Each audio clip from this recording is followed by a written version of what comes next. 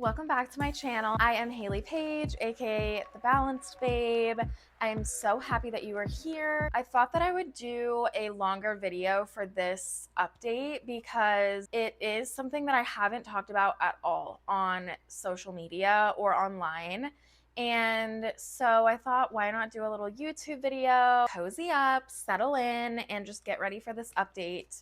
Because, like I said, this is all new information. I have not talked about this online at all. First, I do want to start out with a trigger warning that I am going to be talking about fertility, IVF, fertility specialists, all of that sort of stuff. So if any of that is triggering to you at all, then skip this video, and I am sending lots of love to you. Over the last few months, I have been seeing a fertility specialist. I want to preface, I am not trying to get pregnant right now. This feels very misleading because I realize now that I'm saying I haven't talked about any of this online. And so, no, this is not a pregnancy announcement.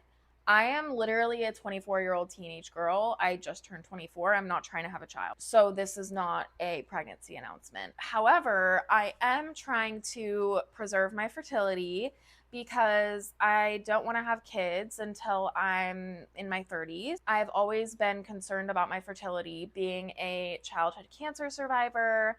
And that has always just been a concern my entire life, literally since I was a child. Also, growing up in a high demand religion and having my worth tied to motherhood and marriage and creating a family, literally. And then also having that concern of not being able to have kids potentially, that was hard for me. I've always asked my doctors, am I going to be able to have kids? Like, I'm worried, I'm concerned. Should I go see a fertility specialist?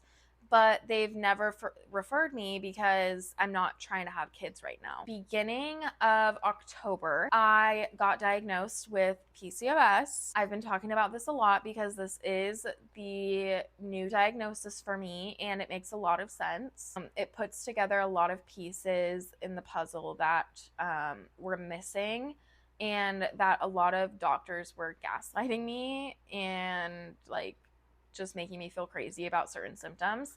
And now I know that they are related to PCOS. Once I got that diagnosis, I told my doctor my number one concern is my fertility and preserving my fertility long term. And I made it very clear I am not trying to get pregnant right now. In fact, I am the opposite of trying to get pregnant right now. I don't want to have a kid right now. I want to live my life. But when the time comes, I do want to be able to have kids. So she referred me to a fertility specialist and I started that whole process. That was a pretty emotional journey because for years I really thought that like I wasn't going to be able to have kids. I did my initial consultation.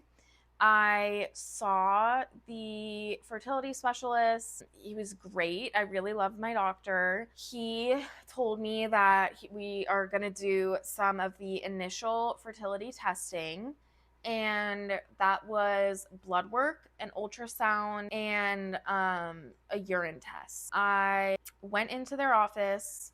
I did all of that testing. That was emotional because I was anxious, and also it was just emotional being in a fertility clinic. I had my ultrasound. That was a crazy experience because I saw my PCOS with my own eyes.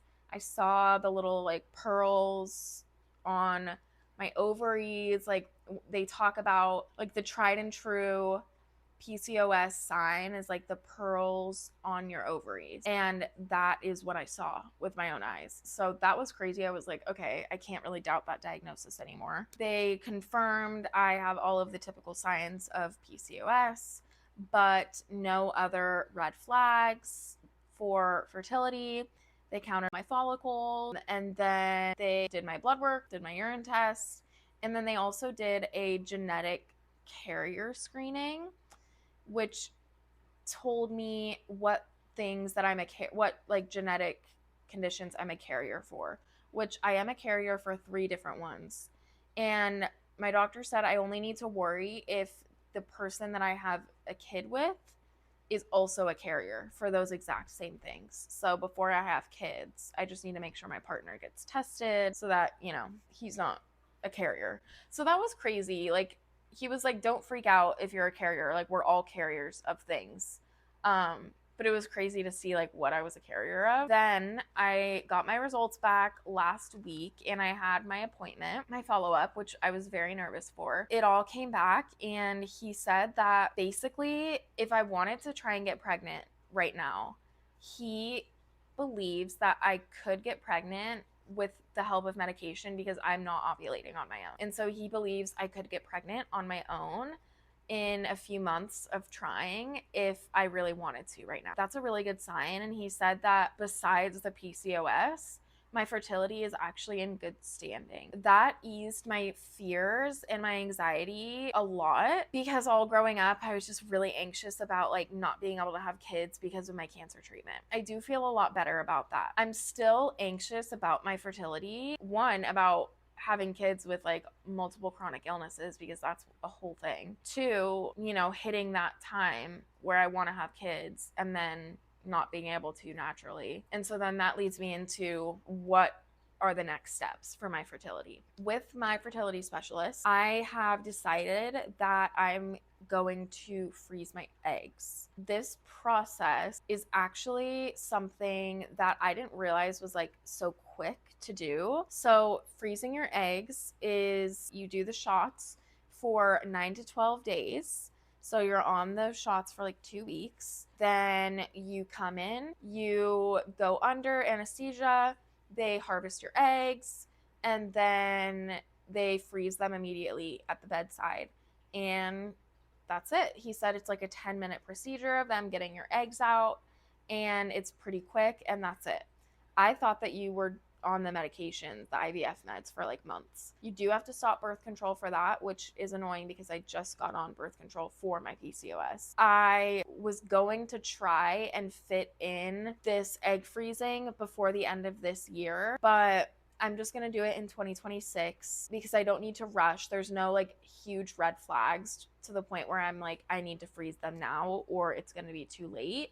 If I do it in 2026, then that's going to be the perfect timing. I'm still young and everything's looking healthy down there. The only issue with my fertility is that I'm not ovulating. Relatively, I'm feeling a lot better than I was. My only real concerns are the PCOS, and then I do think that I have endometriosis, but I just have not had time to tackle that diagnosis. And the fertility stuff was one piece of the puzzle.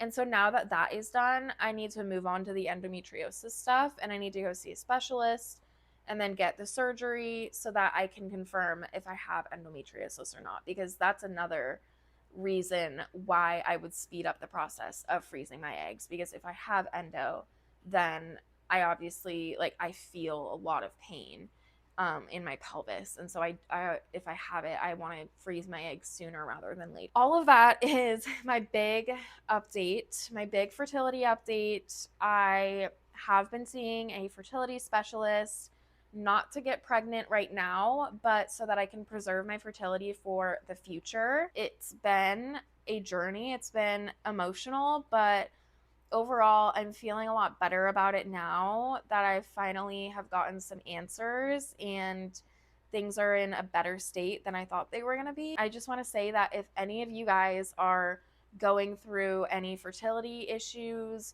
you're going through freezing your eggs, you're going through IVF or anything like that, then my heart goes out to you, because even if you're just at the stage of like doing your consultation with a fertility specialist, it's emotional and it's a lot and it's hard. And so I just am sending you lots of love and a big hug. And if you guys have any questions about my journey, then leave a comment down below and I'd love to answer it. So thanks for watching. Hit like and subscribe and share this video with a friend if you think it would resonate with them. Connect with me on socials at HaleyPage_. We can always stay connected there. I post every day. And with that, bye.